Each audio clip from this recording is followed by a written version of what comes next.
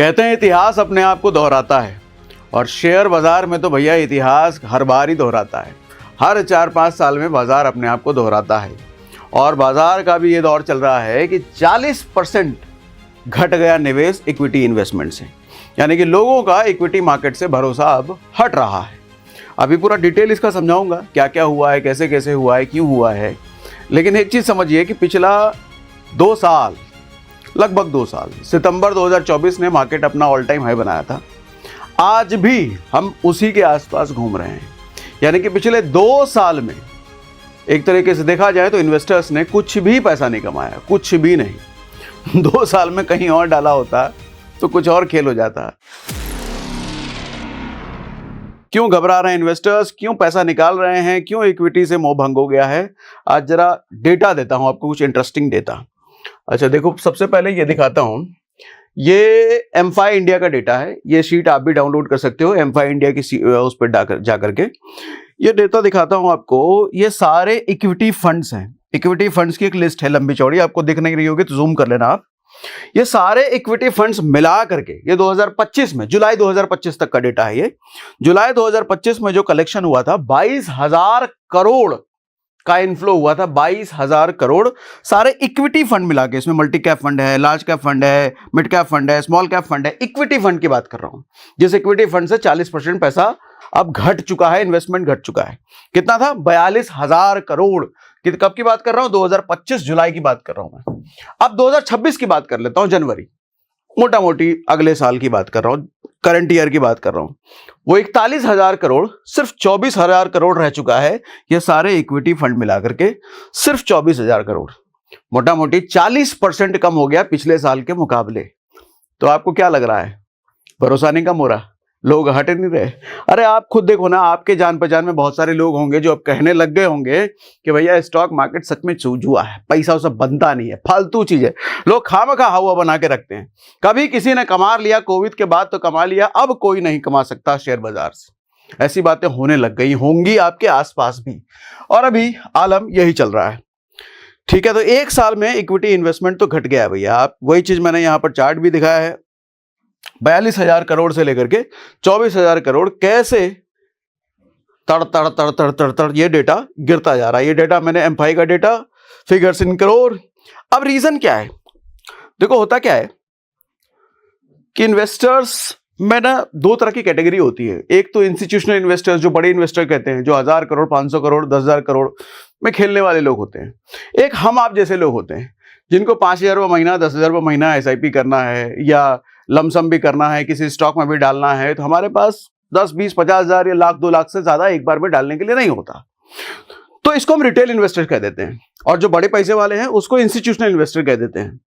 दोनों का खेल ना इस वक्त अलग चल रहा है, दोनों का माइंडसेट, दोनों की एक्टिविटी इन दिनों अलग चल रही है।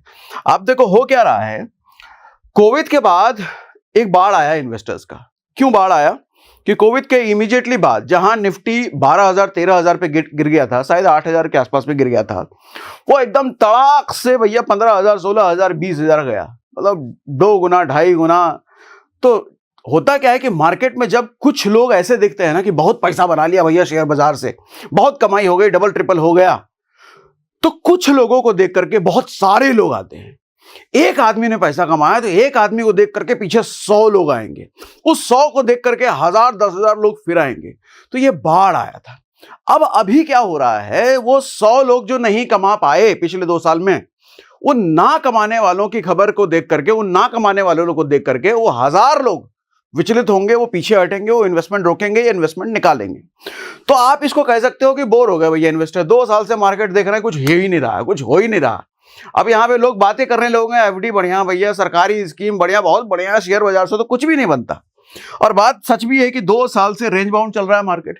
आपको अगर मैं चार्ट दिखाऊं, ये देखो निफ्टी का मैं चार्ट दिखा रहा हूं, ये सितंबर 2024 का आप डेटा देखो कितना है, 26,000 के आसपास गया था और आज भी हम उसी के आसपास घूम रहे हैं। सितंबर 2024 के 24 में जो था उसी के आसपास घूम रहे हैं। लगभग 2 साल मार्केट इधर इधर इधर इधर इधर इधर। आप निफ्टी का हाल भी देख रहे होंगे, कभी 100-200 पॉइंट ऊपर, कभी 100-200 पॉइंट नीचे, 100-200 पॉइंट ऊपर। मतलब मार्केट का हाल अभी ये चल रहा है कि जरा भी गुड न्यूज आती है, मार्केट 100-200 पॉइंट गया तो प्रॉफिट बुकिंग करने वालों की बाढ़ आ जाती है। मतलब लगता है वो ये निकालो पैसे, थोड़ा मार्केट ऊपर गया, निकालो निकलो निकलो निकलो। क्या वजह है इसकी, अभी आगे आते हैं वजह पर। सबसे पहले तो मार्केट की चाल, बोर कर दिया इन्वेस्टर्स को भैया। 2 साल से जब पैसे ही नहीं दिया तो आदमी तो पेशेंस टूट जाता है, पेशेंस निकल जाता है कि क्या करे, इतने साल से दिया नहीं, आगे नहीं देगा, फिर शक होता है। ठीक है, 2 साल वाली बात मैंने आपको बताई। अच्छा, अब ये भी देखो NFO और लमसम में किस तरीके का कमी हुई है। ये जो शीट मैंने आपको दिखाया ना M5 वाला डेटा, इसी के नीचे आ जाना आप। ये 2025 का है। ये देखो सेक्शन बी में ये सारे multi cap fund, large cap fund, small cap fund, ये सब लिखा है ना। टोटल अलग अलग फंड में न्यू स्कीम्स जितने लॉन्च हुए, वो 10 स्कीम लॉन्च हुए थे पिछले साल, और 8,900 यानी कि लगभग 9,000 करोड़ का इन्वेस्टमेंट न्यू स्कीम से आया था पिछले साल। लेकिन इस साल की रिपोर्ट अगर आप देखो, नीचे आ जाओ इसी में आप,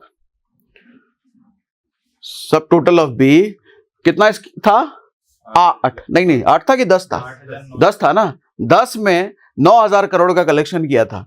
इस बार देखो सिर्फ 4, कहां 10 स्कीम, सिर्फ 4 स्कीम और 800 करोड़ का, लगभग 10 गुना कम हो गया भैया। न्यू स्कीम्स भी नहीं आ रही। अब होता क्या है कि जब मार्केट में इन्वेस्टर्स का इंटरेस्ट घट रहा है तो कंपनियां न्यू स्कीम्स ला करके क्या करेंगी, उनको ही पता है न्यू स्कीम लाएंगे, कोई इन्वेस्टमेंट करने आएगा नहीं, पैसा डालने आएगा नहीं, तो न्यू स्कीम्स आती नहीं है। और जो स्कीम्स आई हैं वो देखो कैसी मुंह की खाई है। 4 स्कीम में भी 800 करोड़ का कलेक्शन, मतलब वो स्कीम्स भी ज्यादा परफॉर्म नहीं कर पाई। यही चीज मैंने यहाँ पे घटते हुए डेटा दिखाया है आपको। अच्छा, जो स्कीम आई भी है ना 2024 में, सॉरी 2026 में, आप देखो 2022, 23, 24 का सबका डेटा मैं दिखा रहा हूं आपको। 228 आया था टोटल स्कीम 2022 में। इंडेक्स फंड और डेट फंड का बोलबाला था उस टाइम पे। 2023 में जो 2012 स्कीम्स आई, वो मिड कैप और स्मॉल कैप रैली से सेंटीमेंट सुधरा था, क्योंकि ये वो समय था जब मार्केट भाग रहा था, तो मिड कैप और स्मॉल कैप खूब आए थे। 2024 में 239 नए स्कीम्स आए थे। यहां पर सेक्टोरल और थीमेटिक फंड, देखो होता क्या है कि जिस तरह के फंड, जिस तरह के स्टॉक्स भाग रहे होते हैं ना, कंपनियां बड़ी चालाक है, कंपनियों को इन्वेस्टर्स का सेंटीमेंट पता है। जिस तरह की रैली चल रही होती है, मतलब हवा जिस ओर बह रही होती है, कंपनियां भी उसी तरह की स्कीम्स लेकर के आती हैं। और 2025 से लेकर के अब तक जो फंड्स आए हैं, वो देखो पैसिव फंड्स की बाढ़ आई है। एक्टिव इक्विटी फंड्स कम हुए हैं, क्योंकि एक्टिव इक्विटी फंड रिटर्न नहीं दे रहे, पैसे ही नहीं कमा के दे रहे। पैसिव फंड का मतलब इंडेक्स फंड में जा रहे हैं भैया पैसे। ठीक है। अच्छा, उसके बाद एक और हीरो साबित हुआ है अभी इन दिनों पैसिव फंड्स के अलावा, आपको पता है? कमेंट करके बताना, अभी आगे बताता हूं आपको। लमसम में भी कमी आई है, मोटा पैसा जो लोग डालते थे वन टाइम इन्वेस्टमेंट, उसमें भी कमी आई है। ये है हीरो पिछले साल 1.5 साल का गोल्ड ETF। इसमें ताबड़तोड़ आए हैं पैसे, ताबड़तोड़। ये देखो जनवरी 2026 का डेटा है, ये कितना कलेक्शन है इसमें, 24,000 करोड़ के आसपास। लेकिन उसके पहले का आप देखो 11, ये कम, ये कम। आपको ये ग्राफ देख करके समझ में आया होगा। अच्छा, इसमें एक चीज समझना, सबसे ज्यादा रिटेल इन्वेस्टर्स कहां पर आए होंगे? यहां पर पैसा डाला होगा, यहां डाला होगा, यहां डाला होगा, नहीं, यहां डाला होगा। और जिन लोगों ने यहां पैसा डाला होगा उन सबकी कट गई। और हर बार ही ऐसा होता है, ऐसा कुछ नया नहीं है कि गोल्ड ने धोखा दे दिया, चांदी ने धोखा दे दिया। अरे कोई धोखा नहीं देता, धोखा खाते खुद हैं अपनी हरकतों से। गोल्ड भाग रहा है, गोल्ड में पैसा डालो। अच्छा, इसके इर्द गिर्द वीडियो बनने लग गए, गोल्ड ही असली कमाई है। लेकिन कुछ समय रुक जाओ, हकीकत फिर पता चल जाएगा। ठीक है। अच्छा, अब सवाल आता है SIP का क्या, SIP इन्वेस्टर्स का क्या? तो भैया SIP ने ही मार्केट को बचा रखा है, ये समझो। आज शेयर बाजार अगर बचा हुआ है तो बिकॉज ऑफ सिर्फ और सिर्फ SIP का ग्राफ आप देख लो। 2025 जून से लेकर के जनवरी 2025 तक ये कंसिस्टेंटली हर महीने 30,000, 31,000 करोड़ ये मार्केट को देता है, और ये हर महीने कंसिस्टेंटली बढ़ रहा है। तो आप सवाल पूछ रहे होंगे, भैया सब लोग पैसे निकाल रहे हैं तो SIP वाले बेवकूफ है क्या? नहीं, कतई नहीं। अभी आता हूं ना, इस पे भी आता हूं। SIP करें या SIP रोक दें, छोड़ दें? तो सर अब समझो होता क्या है। आपने यहां पर जो देखा, मैंने अभी क्या बोला थोड़ी देर पहले, गोल्ड ETF में पैसा किन लोगों ने कमाया होगा? जो यहां पे आए होंगे या यहां पे रुके हुए होंगे, उन लोगों ने यहां जाने पे पैसा कमाया होगा। आज मार्केट का जो दौर चल रहा है ना, अभी ये वाला दौर चल रहा है, समझो। ये वाला दौर आना बाकी है। कोई कहे कि ये वाला दौर अगले साल आ जाएगा, 2 साल आ जाएगा, ये किसी को नहीं पता।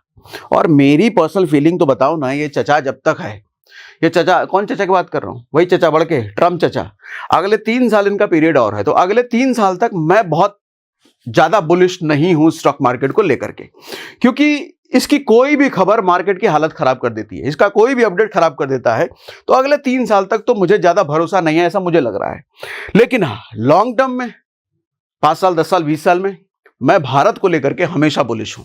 कोई अगर कहे भारत में दम नहीं है, भारत में ज्यादा इन्वेस्टमेंट नहीं है, एफआई जा रहे हैं, एफआई वैसे लौट चुके हैं, एफआई वापस आ चुके हैं, पैसा डालना शुरू कर दिया है मार्केट में।